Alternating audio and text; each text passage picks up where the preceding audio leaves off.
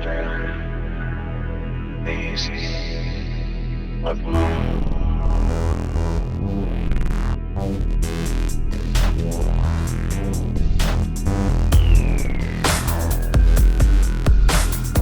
Welcome back to Third Phase of Moon. Blake Cousins here. We've got a special report for you tonight. We've got some incredible evidence that's going to blow you away.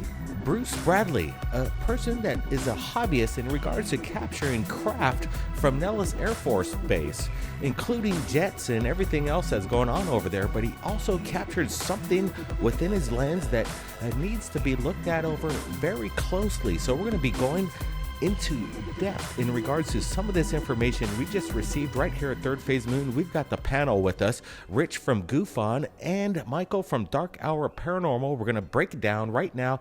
We're looking at a series of photographs captured by Bruce Bradley, and he was over there at the Nellis Air Force Base, and this jet just came overhead, and he noticed something after looking over the photographs of something bizarre, anomaly. He doesn't know exactly what it is, but we're getting a close-up look at it, and it is definitely something there, and it's very bizarre. So let's just start it up with Rich from GoofOn. What's your thoughts initially on these photographs?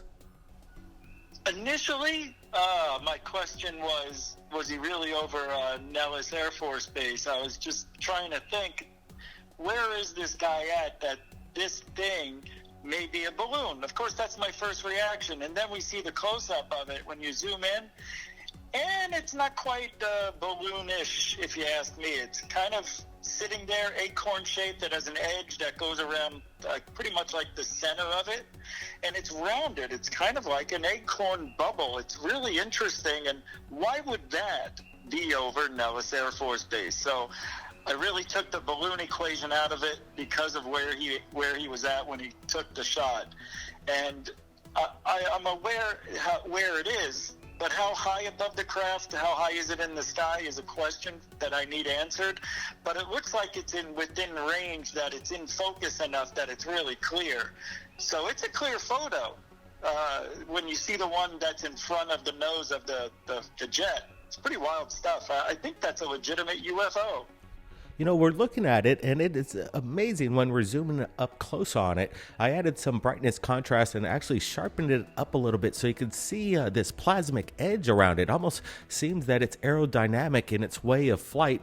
But what's interesting is we got a second photograph. I'm doing a side-by-side comparison of the two frames that Bruce Bradley captured, and you can see the object behind the jet as it passes over, and then the object becomes a little blurred. And in my opinion, it's probably the afterburners or just the jet itself, the exhaust behind it, blurring the image behind the craft, the jet. But what is it in the sky again? Do you think it could be possibly some kind of secret military asset? Michael, what's your thoughts here from Dark Hour Paranormal? Now, you both bring up really great points involving these photographs. It's interesting now, assuming that this the submission is genuine, which I believe it to be, especially looking into some of the very specific information he gave us in the way of, what camera he shot it with, the aperture, the lens, and everything, so that we could kind of cross-reference that. Here's somebody who shoots up to 400 to 900 shots of these jets every day, okay? And he happened to pull two images out of 439 on this particular day that we see this anomalous object in the sky. Now, I noticed, too, the difference right off the bat between the two photographs. The first one is very clear, and we can get much better visuals while looking at this and make a more of an interpretation. And yet in the second one, it's much more blurry. Now, that being said, I thought maybe this craft is either moving really quickly to only be caught in two frames, or the other side of this is perhaps it is a cloaking device and it's coming in and out of existence, and he just happened to catch it in that exact moment. I'm curious if he had noticed this while he was taking the shots. He doesn't really mention that. But, when we're looking at the first picture here, it actually looks sort of like it's glowing. I don't know if that has something to do with the sun's reflection, but it also has a bit of a transparency on certain areas of the craft. To me, I can kind of see this odd green glowing nucleus sort of on the top. Again, I don't know if that's on the exterior or, again, if this is actually transparent, but overall, it kind of reminds me of the classic Billy Meyer saucers. So that's really interesting. And, last but not least, I like to say about this at the moment here is that the jet in the picture really gives us a perspective as to how far away this may be and where it kind of sits in this wide open environment that it's in. Very fascinating catches. And for somebody who says he believes that UFOs are real 50% of the time, the person who shot this here, Bruce Bradley, that's pretty significant. Absolutely, Michael. And what's interesting, too, is that this guy's a hobbyist. He captures, like you said, 500 to 900 images a day while he's out there just taking pictures of these jets over the Nellis base over there. But what's interesting is these secret projects that come to mind, like Project Aurora. Have you ever heard of that, Rich? Doesn't it kind of look like that to you a little bit? Yep, it sure does. It has that same angular shape and design. It could be the Aurora craft, just an updated version some 30, 40 years later. It's pretty wild. And to just add on to what Michael said about the other picture where it's behind the craft and the exhaust, it does. I didn't think about it until we started this conversation, but maybe we caught it in the middle of a dematerialization and just going in and out of existence or cloaking, instead of it just being the exhaust blurring out because of the heat of it, blurring out the UFO. So that's one thing that is very interesting about that. We may have captured something dematerializing as it's happening. What's amazing... Go ahead. It could be an Aurora craft. It could be an Aurora type craft, definitely, to answer your question. So I got to ask everybody really quick before we get to the next incredible evidence in regards to the moon and possible bases captured in incredible imagery. But let's get to the question. Do you think the pilot itself maybe have been aware of this craft in such close proximity? If it even may have come up on radar? Was he in pursuit of it? What's your guys' thoughts on that? Honestly, I don't necessarily think that he would be aware of it. I think he's more focused on flying. I mean, you mentioned radar, which is something it might pick up on. That being said, if he is, he's probably been debriefed at some point to say, or how to handle some sort of situation like this. That being said, again, we don't really know what is manning this craft or this object that we see in the sky. It's very possible that we sit on the extraterrestrial end and we can say, all right, perhaps that they're monitoring our military flights, or they have some interest, as we've all spoken about before. Or, a theory that's really becoming much more solid is that we actually have this technology, and perhaps they were doing some sort of surveillance or monitoring flight in respect to the jets that were there. Two totally different types of craft, of course, and perhaps observing each in the same space, maybe there's something to that. I mean, we don't know how this object is propelled, and to know that would answer a lot of questions that we have right now and bring us into a place where we could ask more appropriate and distinct questions. But, this is really interesting. It's really interesting, man. I think this is a legit UFO here in these photographs. Rich? Just to add on that, let's go back without getting into all the details of what happened in 2004 with the Tic Tac and the 2015 Tic Tac events. They were talking about being watched for 2 weeks over the Catalinas, in these stories, that these UFOs that look kind of like this, but were Tic Tac shaped, so they say. This could even be a form of a Tic Tac, just could be the angle we're looking at it, or how fast it's going, if it's moving at all. I don't think the pilots were aware at this time, but what if they were? What if they were? This is like just training, and they're trying to somehow figure out how to take out this craft. Maybe they're using their radar, I don't know, guidance systems, trying to lock onto this UFO, and the UFO could be playing games with them, just like they did with the Tic Tac. They were following it around and saw it go in the water and making these crazy maneuvers and going supersonic, hypersonic. So, we don't know why that's there, but it could be part of the war games that we're practicing with UFOs, or maybe just doing it on our own to see what we can keep up with. Yeah, absolutely. I was just about to say the war games. Some experimental aircraft, some experimental exercises going on with something that's unknown to the public at the moment. One of the most profound characters in our history in regards to breakthrough science technology who's been suppressed, Nikola Tesla comes to mind. Why did the FBI investigate him? What was the technology? Where did he learn it from? Was he just a master scientist? Well, new speculation comes forward in regards to the FBI files. Was Nikola Tesla an alien? In the declassified files from the FBI, it shows and proves that he was being investigated. Why and what were they trying to find out? It's interesting to note that there was a group of followers who believed in the UFO phenomenon. The leader, George Van Tassel, created a group in the 50s where they would all meet up in California at a location known as Big Rock. Giant Rock, for the last 10 years, has been the Plymouth Rock of the saucer age. Saucer conventions were meeting here as far back as the pre-astronaut era of black and white television. But the contactees' storyline was the same, then as now. Howard, would you tell us in your own words about your trip to Venus, how it started? Well, as I say, it started first with a very decided tingling all over my body. The tingling finally extended to the mind area, and there was a qualification of mind such as, it's hard to believe, I seem to become one with the entire universe. Some of them have even been to our home. Way before some of the big namers like Dr. Greer in regards to CE5, well, back in the day in the 50s, George Van Tassel was one of the first to proclaim telepathic communication with extraterrestrials not of this earth.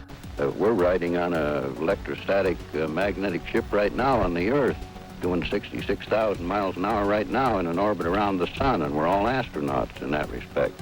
Have you ever gone up close enough to touch one to see what was inside?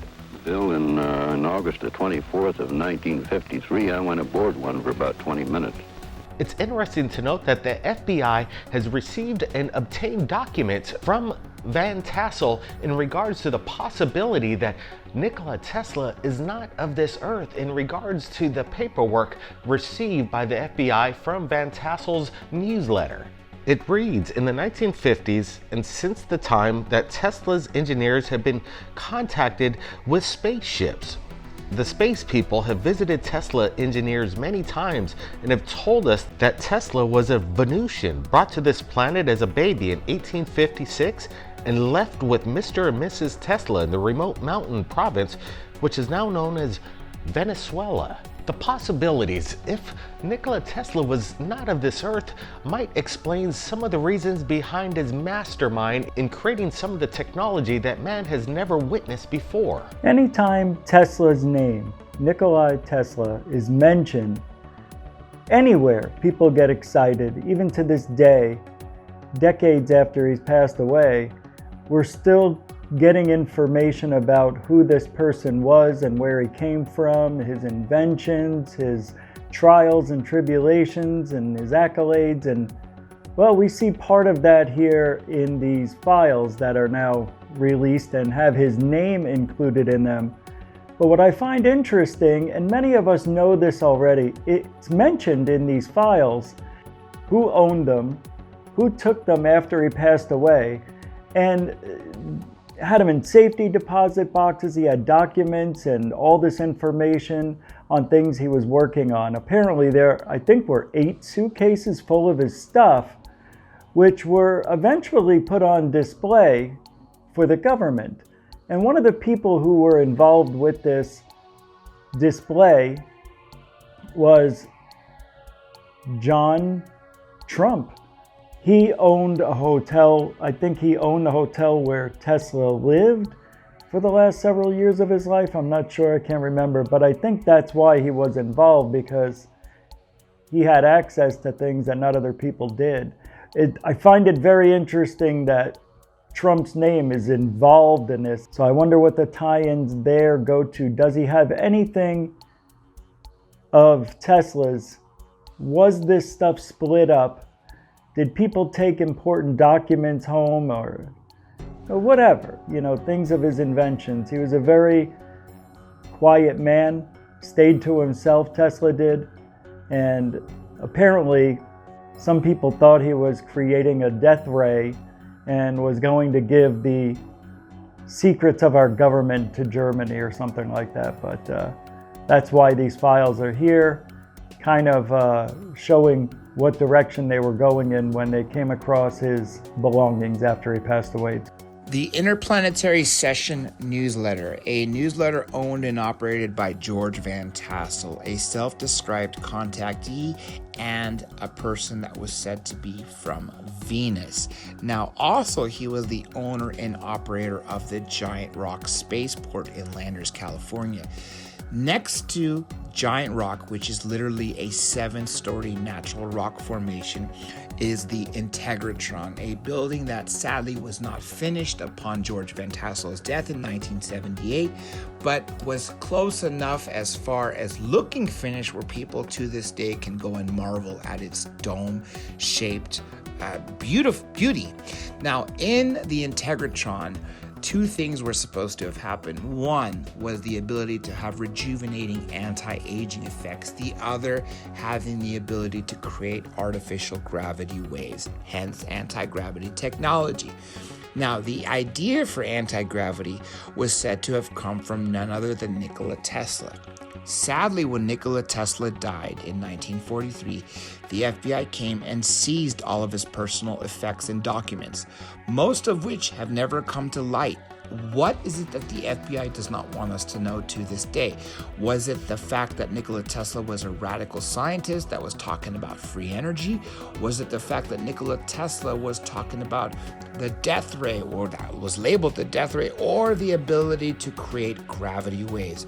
Or was it because Nikola Tesla was an open believer of extraterrestrials, space people, which he personally said to have had a contact experience in 1899? While tracking thunderstorms in Colorado Springs, he received a transmission from an unknown source, which came in the form of 3 beeps in sequence.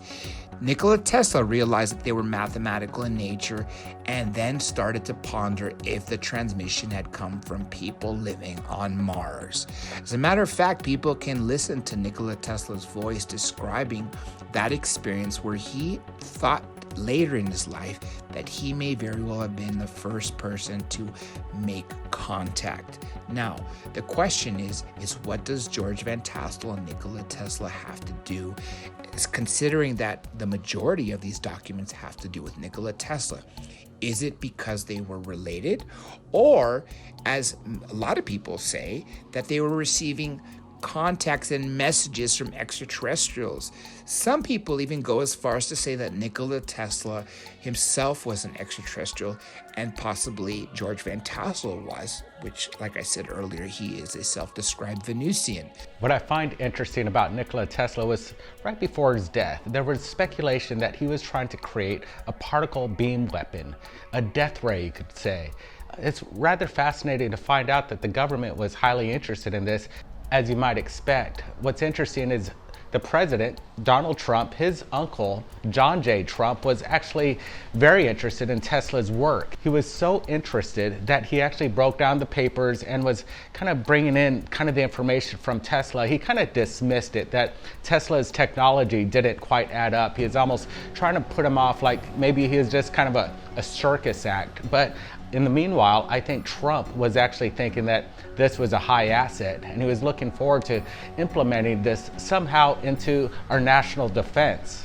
Immediately after Tesla's death, the government was trying to implement Tesla's technology in particle weapon systems. And then again, Ronald Reagan in the 1980s was kind of fascinated with the death ray concept. This is where Star Wars came in, the Star Wars program, and it still kind of was being implemented and not quite put into the public. I think this is still done behind the scenes, and we do have a Star Wars program that's kind of hidden in the deep shadows of the government, just in case there's a possibility of a nuclear attack.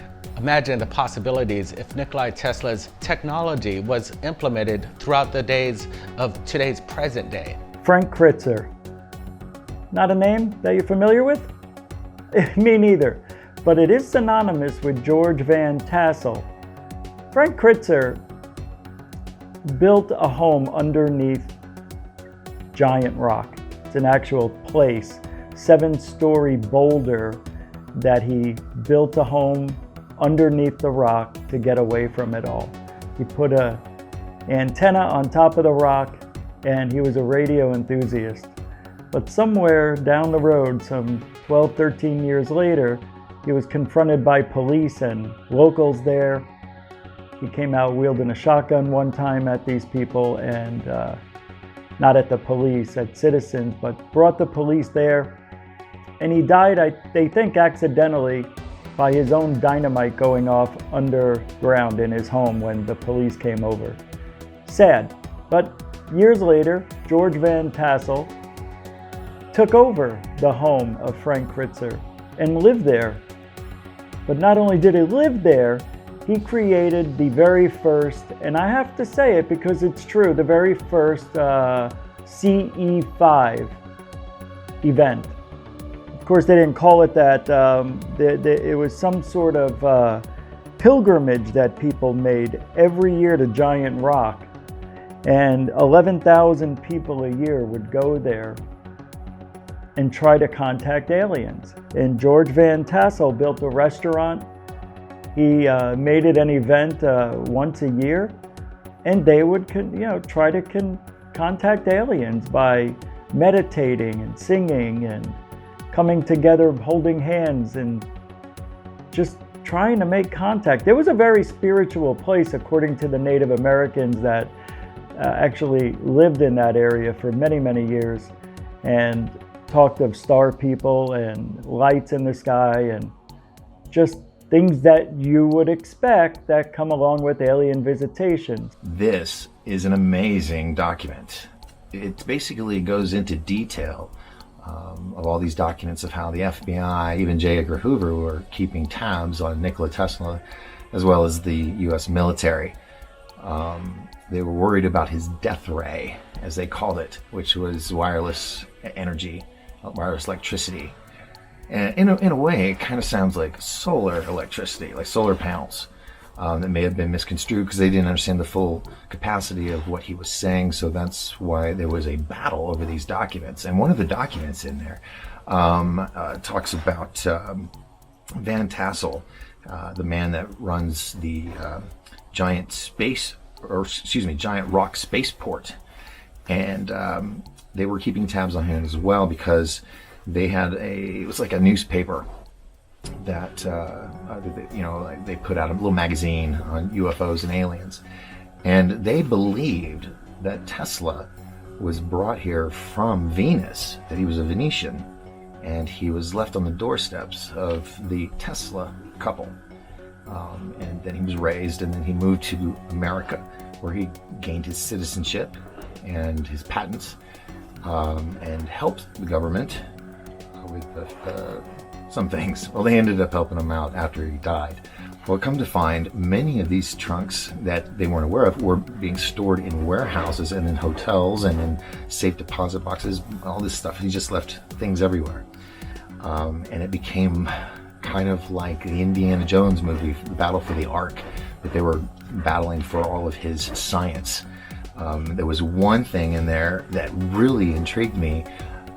It was a protective shield that would literally be like a bubble over the United States, and it would have a range of 250 miles out, so that if any plane flew through these fields or these beams, it would explode any ordnance that they'd have on board and destroy the plane in the air.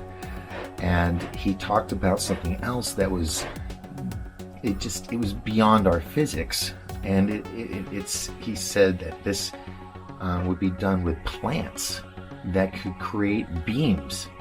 Now, this is where I thought it was a little catchy in sci-fi, but then again, Tesla did some amazing things in our world. This is an amazing document, legit, and I just feel honored that I got to examine it.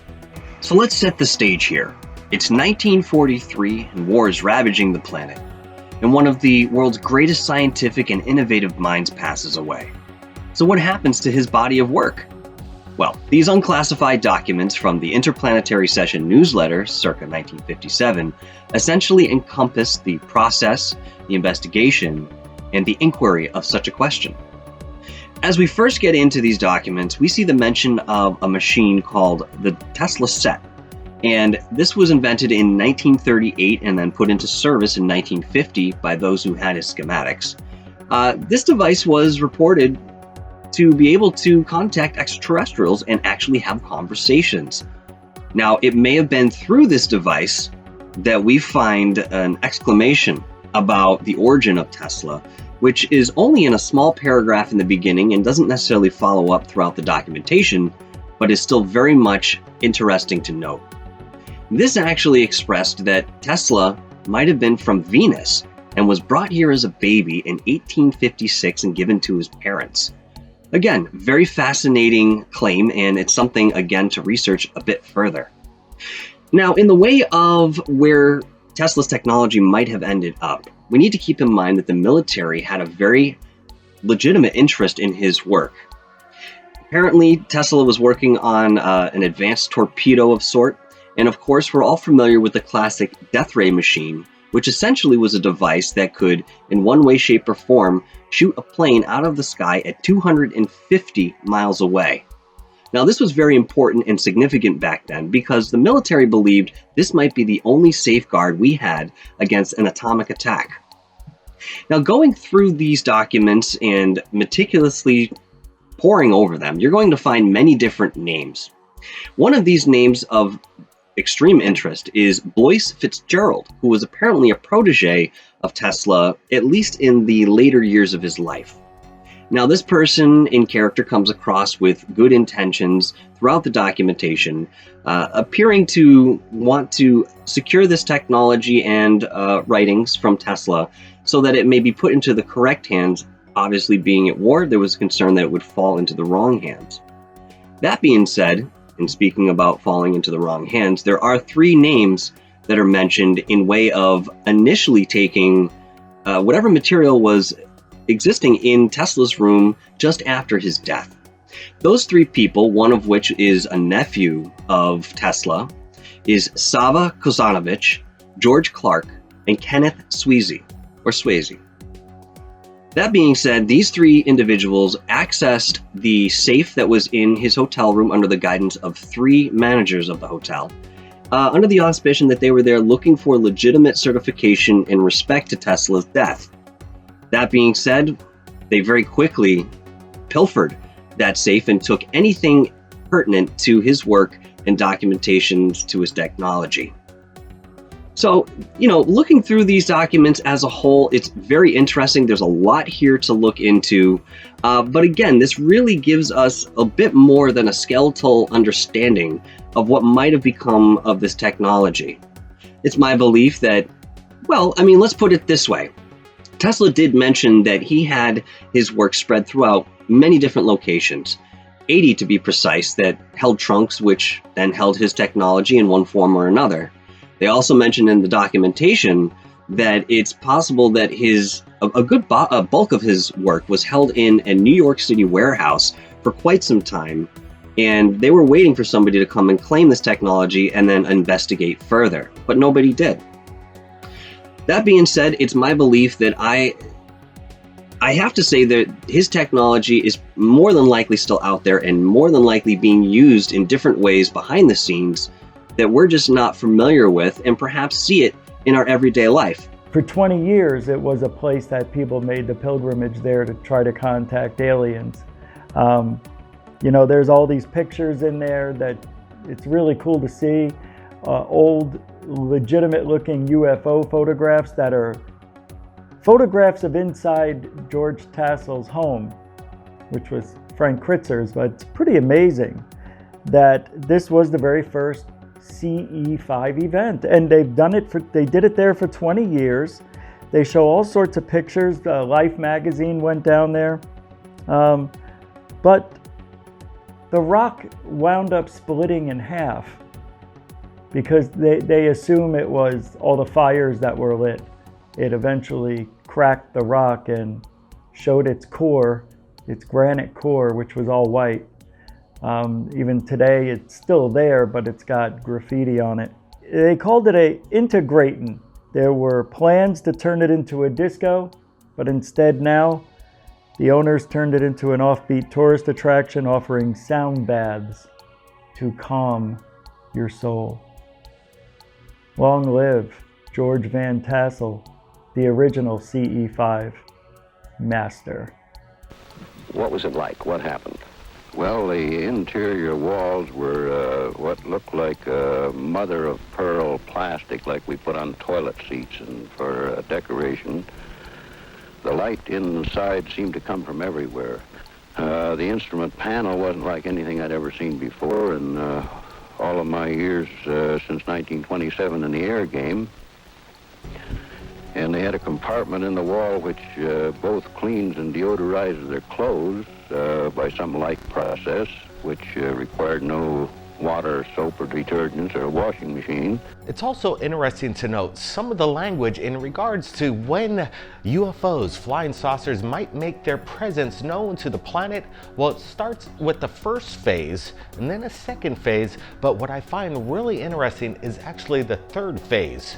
It's a full-scale operations across America where flying saucers will reveal themselves at a moment in time.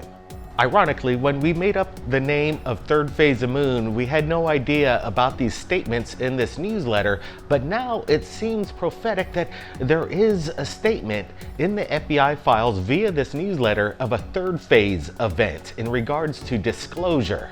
I think Third Phase of Moon is the place where you will see disclosure at some point in time in history.